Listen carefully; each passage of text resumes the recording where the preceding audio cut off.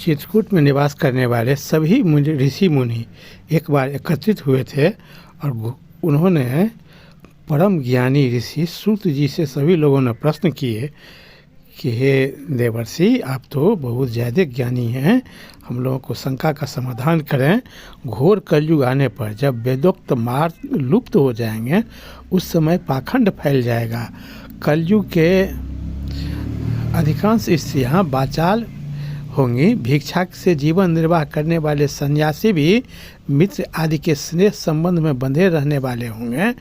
वे भोजन के लिए लोभवश शिष्यों का संग्रह करेंगे। ब्राह्मण पाखंडी लोगों के साथ रहकर पाखंडपूर्ण बातें करने लगेंगे। इस प्रकार घोर कलयुग आने पर उन लोगों की मुक्ति कैसे होगी? धर्मात्माओं में श्रेष्ठ सर्वज्ञ सूत जी, आप बतलाइए कि इस प्रकार जब कलयुग आ जा गया है तो उस समय को कल्याण कैसे होगा? तो मुनि श्रेष्ठ सूत जी, वो मैं बताता हूँ। महात्मा नारद जी ने सनत कुमार को जिस रामायण नामक महाकाव्य का गान सुनाया था, वह समस्त पापों का नाश और दुष्ट ग्रहों को बाधाओं को निवारण करने वाला है। वह संपूर्ण वेदार्थों की सम्मति के अनुकूल है। वह काव्य अपने पाठक और श्रोताओं के लिए समस्त कल्याणमयी सिद्धियों को देने वाला है। धर्म, अर्थ, काम और मोक्ष इन चारों पुरुषार्थों का साधक है, महान फल देने वाला है। रामायण धर्म, अर्थ, काम और मोक्ष का साधन तथा परम अमृत रूप है। सदा भक्ति भाव से उसका श्रवण करना चाहिए। जिस मनुष्य के पूर्व जन्मों पार्जित सारे पाप नष्ट हो जाते हैं, उसी का रामायण के प्रति अधिक प्रेम होता है। यह निश्चित है, जो पाप के बंधन में जकड़ा हुआ है वह दूसरी निम्न कोटि की बातों में फंसा रहता है। उस आदि काव्य को सुनकर मनुष्य श्री रामचंद्र जी को परम पद प्राप्त कर लेता है, जो ब्रह्मा, रुद्र और विष्णु नामक भिन्न भिन्न रूप धारण करके विश्व की सृष्टि, संहार और पालन करते हैं। उन आदिदेव परमोत्कृष्ट महात्मा श्री रामचंद्र जी को अपने हृदय मंदिर में स्थापित करके मनुष्य मोक्ष का भागी होता है। कार्तिक मास और चैत्र मास के शुक्ल पक्ष में 9 दिनों में रामायण की अमृतमयी कथा का श्रवण करना चाहिए।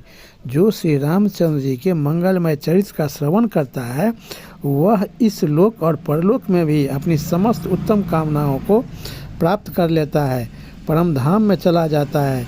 चैत्र, माघ और कार्तिक के शुक्ल पक्ष में परम पुण्यमय रामायण कथा का नवाह पारायण करना चाहिए तथा 9 दिनों तक इसे प्रयत्न पूर्वक सुनना चाहिए।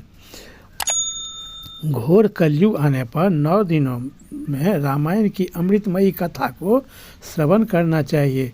जो लोग भयंकर कलिकाल में श्री राम नाम का आश्रय लेते हैं, वे ही कृतार्थ होते हैं।